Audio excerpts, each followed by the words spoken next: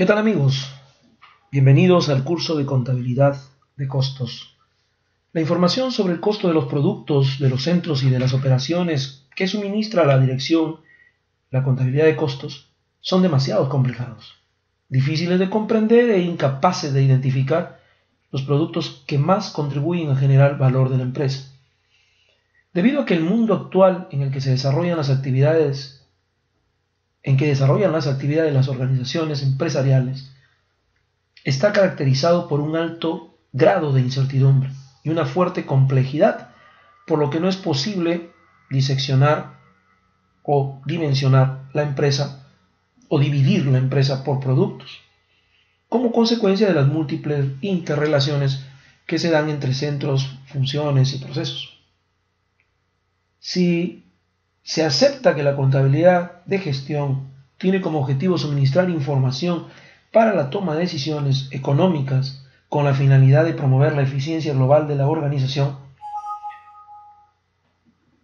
los sistemas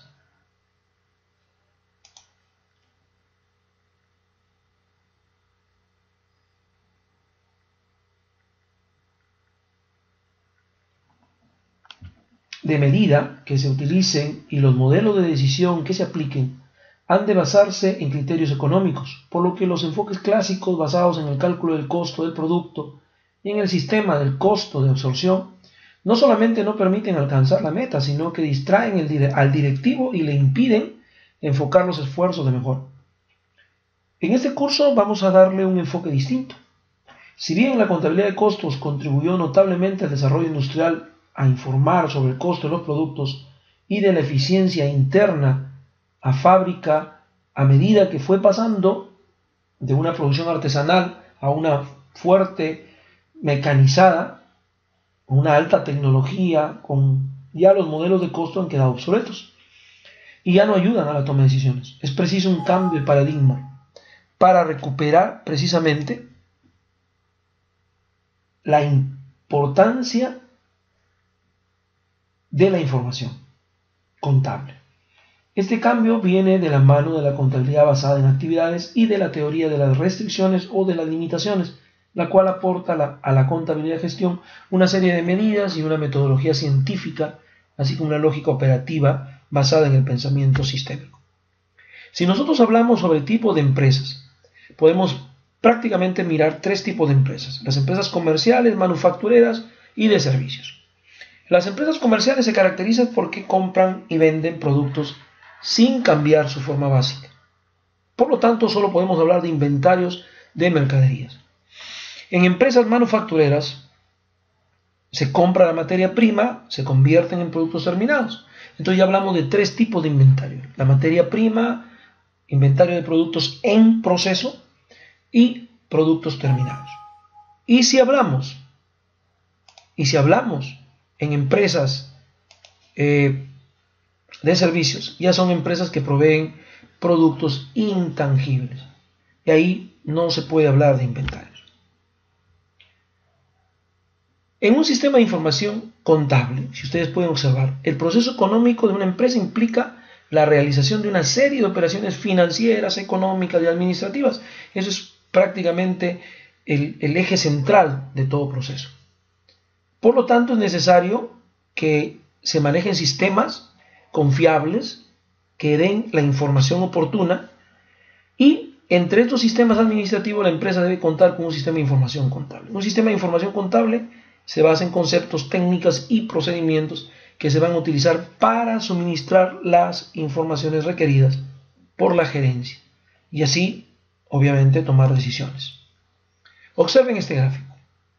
Aquí tenemos, por un lado, el costo, que proporciona información para el inventario y el costo de los productos vendidos o de los servicios prestados a efecto de proceder a la preparación de los estados financieros. Por un lado, los contadores, que recaban datos para usarlos como entrada y luego puedan informarle a los usuarios externos, a los contadores internos o a los administradores.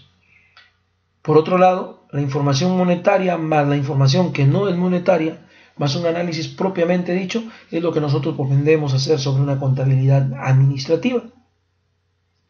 La intención es planear, controlar, tomar decisiones y evaluar el desempeño.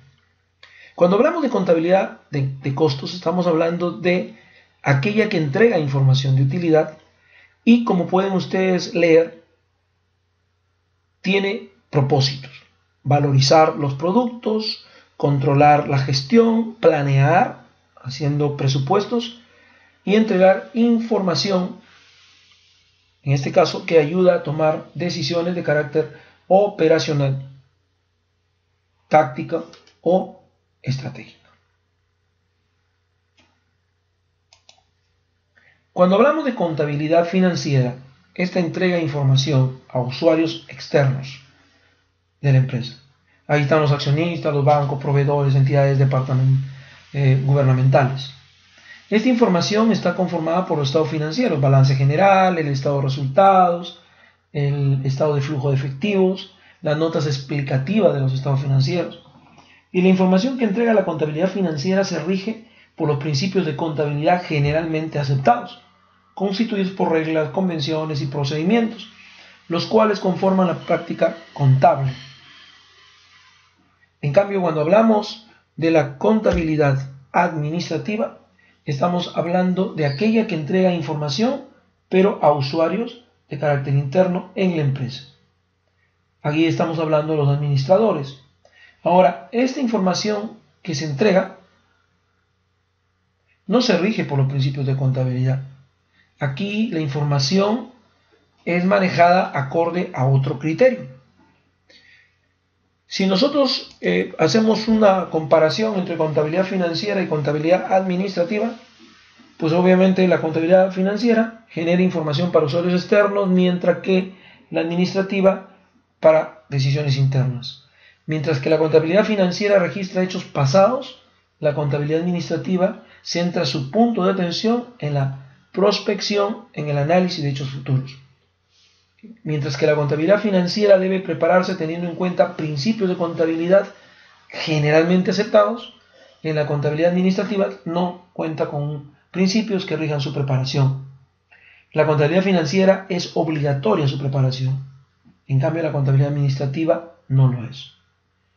La contabilidad financiera tiene como unos objetivos determinar de forma acertada la utilidad. En cambio, la administrativa, su objetivo final no es el cálculo de utilidades. La contabilidad financiera debe abarcar toda la organización, la administrativa solamente en los segmentos de la organización. Ya vamos a ver después, cuando podamos comparar, que en realidad nosotros debemos centrar la atención en los elementos básicos, apalancar realmente en el lugar apropiado. La contabilidad financiera, para su preparación, no se apoya mucho en otra disciplina. En cambio, en la contabilidad administrativa se apoya en disciplinas tales como la estadística, economía, investigación de operaciones, finanzas, entre otros. Si nosotros vamos a hablar de la contabilidad de costos, entonces, al igual que los dos subsistemas analizados, hace parte del sistema contable y surte información para la contabilidad financiera y también para la contabilidad administrativa. Hay que tener en cuenta aquí que la contabilidad de costos es el subsistema que identifica, mide el proceso y comunica información objetiva sobre el costo de producir un bien o prestar un servicio. Algunos de los objetivos de la contabilidad de costo es determinar el costo de producir un bien o prestar un servicio, establecer un control administrativo, suministrar información para la planeación. Veamos la siguiente aplicación.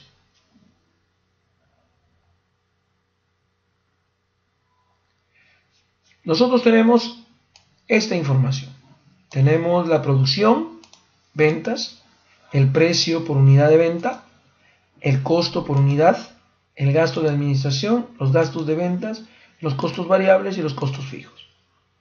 Observen ustedes un pequeño detalle a tomar en cuenta: que la producción, o sea, todo lo que se ha producido, se ha logrado vender.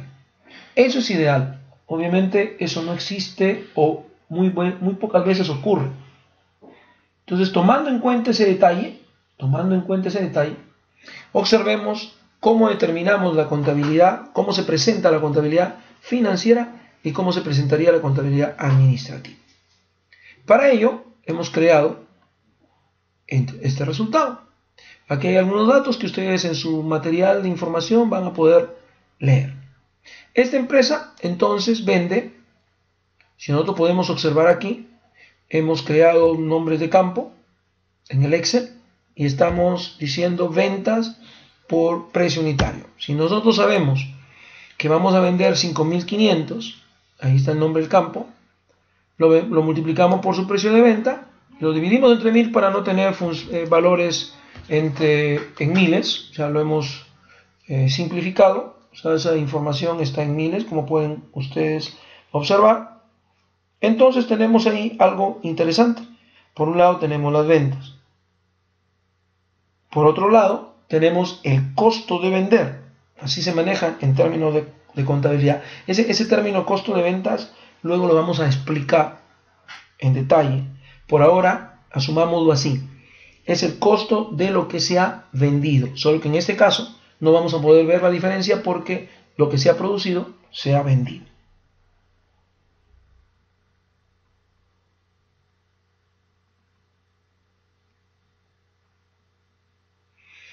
Entonces, vamos a costear solo lo que se ha vendido. Por eso estamos multiplicando las ventas por el costo unitario. Lo dividimos entre 1000 porque tenemos factores de 1000. La utilidad bruta es en este caso la diferencia. A esa utilidad bruta le restamos los gastos de administración, que los tenemos aquí directamente, ¿no? Los de 13 millones, y también los gastos de venta. Y con eso tenemos la utilidad operacional. Si queremos mirar el efecto porcentual, tomando en cuenta las ventas, entonces tenemos 58% de costo de ventas y 32% de utilidad operacional. Siempre se toma la venta para efecto de comparación. ¿Cómo se presenta el estado de resultado en forma administrativa? Las ventas es lo mismo. El costo para el resultado administrativo, nosotros luego lo vamos a conocer como costeo directo. Le quitamos todo lo que es variable. En este caso, sumamos los costos, por un lado, variables, y sumamos los gastos variables. Aquí lo tenemos ya sumado, que es un total. Observemos la fórmula. COSBAR es en este caso la celda donde estamos, aquí, COSBAR. Entonces ya después veremos cómo llegamos a ese dato. Como estamos empezando recién, aquí los datos los estamos dando directamente y luego aprenderemos cómo obtenerlos. Entonces ese costo directo lo restamos, costo y gasto directo, y obtenemos el margen de contribución. A eso le quitamos el costo fijo y tenemos la utilidad operacional. En teoría, la utilidad operacional y la utilidad operacional de ambos estados, financiero y administrativo respectivamente, pues deben dar el mismo resultado porque hay una particularidad que lo que se ha producido se ha vendido. Son dos formas distintas de presentar la contabilidad, solo que las decisiones son diferentes. Aquí tenemos un gráfico, les dejo para que ustedes puedan observarlo.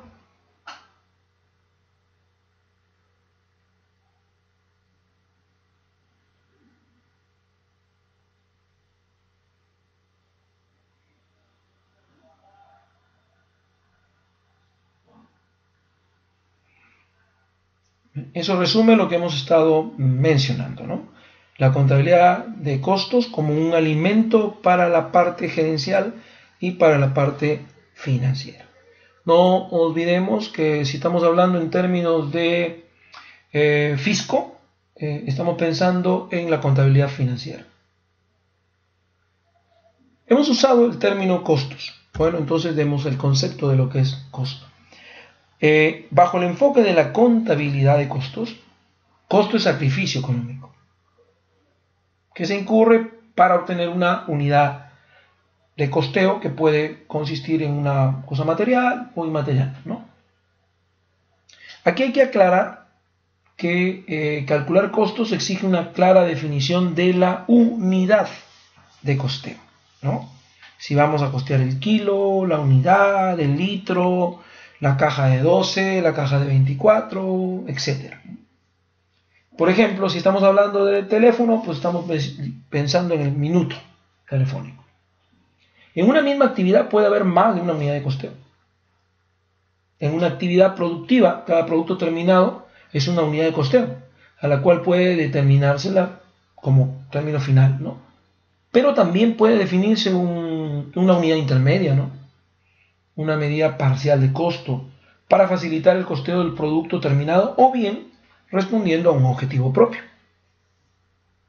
Existen costos fácilmente asignables a la unidad de costeo final y otros que no lo son. Es en estos casos cuando resulta conveniente la imputación a la unidad intermedia para efectos de hacer los cambios precisos, ¿no? A veces el costeo de la unidad intermedia resulta útil para tomar decisiones como la posibilidad de tercerizar, por ejemplo, ¿no? Vamos a ver más adelante situaciones de ese tipo. ¿Cómo se determina el costo? ¿O qué implica determinar el costo? Hay que hacer 4 pasos, ¿no? Primero, identificamos cuál es el objeto de costo. Un producto, un proceso, un bien. Luego, identificamos qué recursos estamos consumiendo, ¿cierto? Materia prima, mano de obra, costos indirectos de fabricación. Luego tenemos que medirlos y acumularlos, ¿no? Esto tiene que ver con la cuantificación de los recursos consumidos. Y finalmente tenemos que valorizarlos, ¿no? Esto tiene que ver con la interpretación y la preparación de información correspondiente.